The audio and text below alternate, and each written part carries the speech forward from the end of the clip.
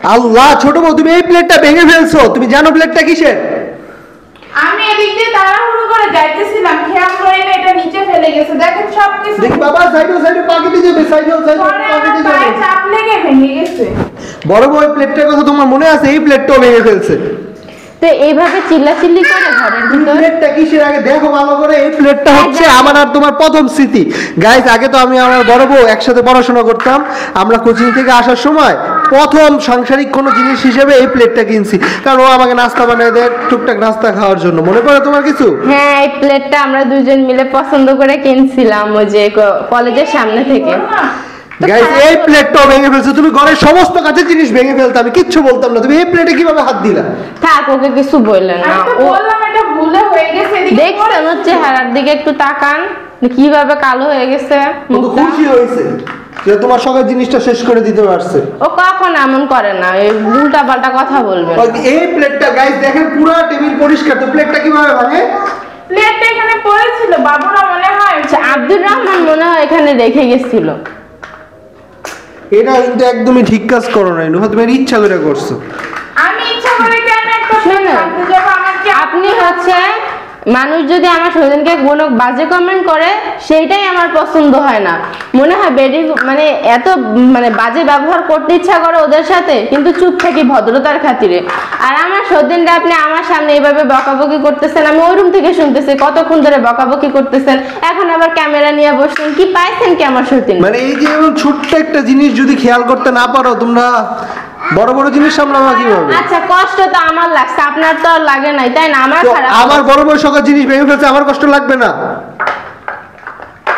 আপনাকে আগেই বলছিলাম যে আমার সতীনকে বিয়ে করার পরে মানে দ্বিতীয় বিয়ে করার পর আমার সতীনকে আপনি কখনো কোনোদিনও কোনো বিষয় নিয়ে কষ্ট দিবেন না। আমি তো বলছি কিচ্ছু বলতাম না, ও সব প্লেট ভেঙে ফেলতো, আমি কিচ্ছু বলতাম না। রাগ দেখায় ও মোবাইলটাও তো ভেঙে ফেলছিল, কিছু বলছি ওই দিন? আমরা যে মোবাইল দিয়ে ভিডিও করি এটা রাগ করে একবার ফেলে দিছে না? হ্যাঁ, কিছু বলছিলাম ওই দিন? না, কিচ্ছু বলি নাই গাইস। এই প্লেট বাংলা কিভাবে সহ্য করি বলেন তো? থাক, আজকের দিনের মতো মাফ করে দেন, আমিও কষ্ট পাই নাই, শেষ। আমি এখানে আমার কোনো কষ্ট লাগে নাই, আমার সত্যি কিছু বলবেন না, শেষ। না, তোমার সতীনকে কিছু বলবেন না। সবসময় আমার লাইজে আজকে তোমরা প্লেট ভাঙছে, কবে তোমার সংসার থেকে বের করে দেয়? সবাই কমেন্ট করছে না যে ছোট বোট ইচ্ছা করে সংসার থেকে বের করতে চায়, আবার তোমার সত্যি ইচ্ছা করেও জীবন আমি মরে গেলেও বিশ্বাস করবো না যে ওইটা ইচ্ছা করে। ডং করতেছে, কান্না করতেছিস। এই তুমি তোমার কাজে যাও তো, উঠো যাও। ওনার কথা শুনে লাভ নাই, যাও উঠো। উনি এমনই করবে সারাদিন, আমাদের ভিতরে কিভাবে ঝগড়া বাঁধাবে উনি মানে সেই চিন্তায় থাকে। মানে আমরা দুইজন এত মিলেমিশে সুন্দর করতে সংসার করতেছি, 4 বছর হয়ে যাচ্ছে আমাদের সংসারের বয়স। বাচ্চারা বড় হচ্ছে, এখন সংসারে ঝামেলা করবে, বাচ্চাদের মধ্যে অশান্তি করবে, আর মানুষকে হাসাবে। এটাই উনি চায় এখন, দেখতেছি। মানুষ হাসবে কেন? এটা একটা কষ্টের ভিডিও। মানুষ গাইস আপনারা সবাই কান্না করে দিবেন ভিডিওটা দেখে। বড় বউ সকালে জিনিস শেষ করে দিছে, আর বড় বউ তো আপনাদের সবার ফেভারিট। আজকে গাইস খুশি হবে, ছোট সতীনকে ইচ্ছা মতো দোলাই দিছে জামাই। এটার জন্য আমার একটু কষ্ট হচ্ছে না, এটা ফেলে দাও। হ্যাঁ, আমার প্রতি তো কোনো ভালোবাসা নেই, সব ভালোবাসা বিয়ের পর থেকে আরম্ভ করে খালি সতীন সতীন সতীন। জামাইয়ের প্রতি ভালোবাসা থাকলে এটা পরে তোমার চোখ দিয়ে পানি পড়ার কথা। সতীন তো সতীনকে কেন ভালোবাসবো না? সারাদিন আমার সাথে থাকে, সারাদিন আমার সাথে গল্প করে। আপনি কখন থাকেন? আপনি সারাদিন কাজে বাইরে থাকেন। তো এই গল্প করে যে খাবারগুলো খায় শক্তি হয়, মুখ দিয়ে কথা বের হয়, এটাকে এনে দেয়, আবার হাসে। ছোট বউ তুমি কাজটা ইচ্ছা করে করছো, যাও বাবার বাড়ি থেকে টাকা নিয়ে আসো। তুমি বাবার বাড়ি থেকে টাকা নিয়ে আসো। টাকা হলে তো হবে না গ্যাস, টাকা তো আমার কাছেই আছে। কি দেখে কি বলতেছে? যাই হোক গাইস, ও সত্যি সত্যি মন খারাপ করে ফেলতেছে। আমার কথা শুনে আপনারা বুঝছেন আমি পুরো জিনিসটা মজা করছি, আর প্লেটটা ভাঙতে ওর কোনো দোষ নাই। যাই হোক, আমি একটু কি বলবো, যাই হোক গাইস, আপনারা কেউ রাগ করবেন না। এখন সুন্দর একটা হাসি খুশির ব্লগ দেখেন, ঠিক আছে? চলো আমরা সবাই সাথে যাই আর সুন্দর একটা ভিডিও করে নিয়ে আসি। বাবুরা কি সুন্দর খেলতেছে গাইস, আপনাদেরকে একটু দেখাই।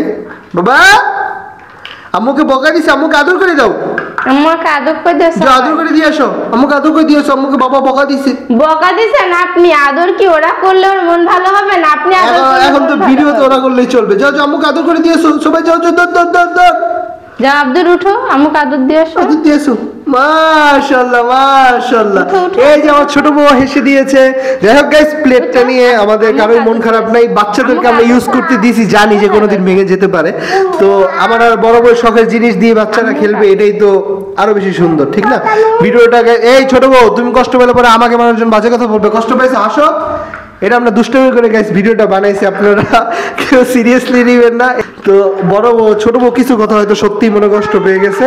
I am extremely sorry. এই আসো ঘুরতে যাই, সাথে ঘুরে তোমাকে নিয়ে আজকে ঘুরতে যাবো। বড় বউকে নিব না, এবার হাসো এবার হাসো, বড় বউকে নিব না, এখনো হাসে না। যাই হোক গাইস, এখন আমরা সবাই মিলে সাথে যাবো, আসো আমরা সাথে যাবো, সাথে যাবো, সাথে খেলা আমি রাগ করছি, সবাই বলো, সবাই বলো আমি সাথে চলো, সাথে চলো। না না বলো আমি রাগ করছি। না রাগ কই, আমরা সাথে চলে যাবো। গাইস এতক্ষণ তো জামাইয়ের সাথে আমাদের 203-এর অনেক ঝগড়া দেখছেন, এখন কিছু সুন্দর সুন্দর জিনিস দেখেন। এই যে ছাদের এক পাশে আমরা একদম জাল টাল দিয়ে বেড়া দিয়ে কি সুন্দর মুরগির জন্য একটা থাকার জায়গা করছি। আর এগুলো কিন্তু সবগুলা দেশি মুরগি। ওইদিকে একটা খুয়ারও আছে। আর জায়গাটা কত সুন্দর দেখছেন, মুরগির থাকার জন্য একদম পারফেক্ট। পেঁপে গাছ, তারপরে এদিকেটা কি জাম্বুরা না কি গাছ জানি লাগাইছে আমার শ্বশুর আব্বা। এদিকে পেয়ারা গাছ, মুরগি তো পাতা খেতে খেতে একদম তরতাজা হয়ে যাবে। খুব ভালো একটা কাজ করছে। আর ও আরেকটা মজার কথা, আমাদের শ্বশুর আব্বা কি করে জানেন, এই ক্ষেত থেকে গিয়ে এই মুরগির জন্য কলমি শাক, ঘাস, লতা পাতা সব কিছু এনে এদিকে দিয়ে রাখে যাতে ওরা খেতে পারে। এই জিনিসটা যে আমার এত ভালো লাগছে। আর বড় সেদিন এখন খাবার দিতেছে, ঝগড়াঝাটি শেষ করে দুপুরবেলা মনে হয়েছে যে মুরগিগুলোর খিদা লাগছে, ওইগুলাকে খাবার দিতে হবে। ছি বাসি বন্ডুটি, এক তো মুরগিগুলারে দেয়, এখন আবার আমারে আসছে দিতে। আপনারা সবাই তাও বলেন বড় সতীন অনেক ভালো। আর এই কাজ যদি আমি দেখেন করতাম, গাইস বড় সেদিন কত কাজ করে, ঝগড়াঝাটি করে আবার এখন আসতে কাজ করতে, আর ও হ্যাঁ, আসছে এটার দায়িত্ব তো আমার তোমার। বদনাম করতে। মুরগি পালার দায়িত্ব তো তোমার। গাইস আমার কবুতরের না মানে 2 জোড়া কবুতরের 2 জোড়াই ডিম পারছে, আমার যে কি খুশি লাগতেছে। কিন্তু এইবার যদি দামি কবুতরগুলো যদি ডিম নষ্ট করে ফেলে, আমি ওদের বিক্রি করে দিব। ওই দেখেন মাশাআল্লাহ উঠে গেছে, এত খিদা লাগছে ওদের। আর আমি গ্রামের মেয়ে হওয়া সত্ত্বেও গাইস এইসব মুরগি নাও, কিভাবে খাও। পালতে হয়, কখন কিভাবে খাবার দিতে হয়, এসব কিচ্ছু জানি না। আমার আম্মু মুরগি পালতো, কিন্তু আমার ওইদিকে একটু নেশা ছিল না। ওই যে আপন বোন আছে না, ওরা হচ্ছে ওই যখন গ্রাম থেকে আসে ফুপু, তখন মাথায় কইরা একটা মুরগি নিয়ে আসে, আর আমি হাতে কইরা নিয়ে আসছি। আমাদের কবুতরগুলো দেখানো হয় নাই না, অনেক কিছু আপনাদেরকে দেখানো হয় না। না থাক, কবুতর ডিম পারছে তো নজর লেগে যাবে, দেখানো লাগবে না। আচ্ছা ঠিক আছে, আর বড় তোমার সতীনের নজর তো জিনিস বড় যেহেতু নজর। কষ্ট করে হ্যাঁ তোমার পালন নজরটাই করে। বেশি বড়। হ্যাঁ আমার নজর হলে তো এতদিন এগুলো সব শেষ হয়ে যেত। আমি তোমার মতো এমন না যে এটা দেখি সেটাতেই নজর দিয়ে দিই। আসছে এই কুতু, আর এর কি জানি হয়েছে, এত কান্নাকাটি করে 2-3 দিন ধরে শরীরটা একটু খারাপ হয়েছে। এই যে আমি বলতে না বলতে শুরু করে দিচ্ছে। এই ওর একটা মুরগি মাথার মধ্যে ধরাই দাও তো। আর আব্দুর রহমান মাশাআল্লাহ, দেখেন দেখেন কি খুশি। দাঁড়া দাঁড়া দাঁড়া, চুমা দেয় মুরগির আয়সা। আয়শা মুরগিরে কি করে জানেন, এখন তো আদর দিতে ভিতরে বলেছে। ঢুকছে। আর যখন জালটা দেওয়া থাকে এদিকে, মানে যেই জায়গাটা দিয়ে আমরা ঢুকি ওইটা যখন দেওয়া আমার থাকে, তো কি করে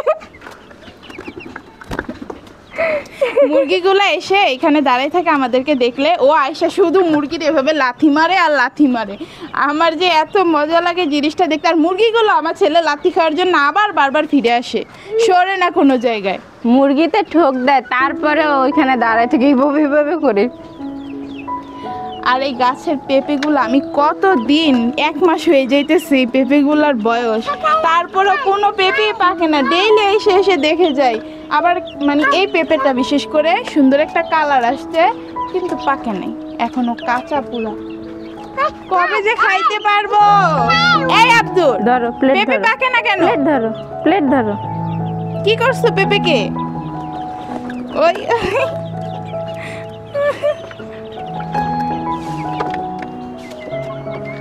মাশাআল্লাহ মাশাআল্লাহ, আমার তো পড়ে ধরবে। যাবা, পিছনে এভাবে পড়ে যাবা। ওরে, ওরে। একটু সাহস করে। এই আমাদের পিছলা পড়ে যাবা।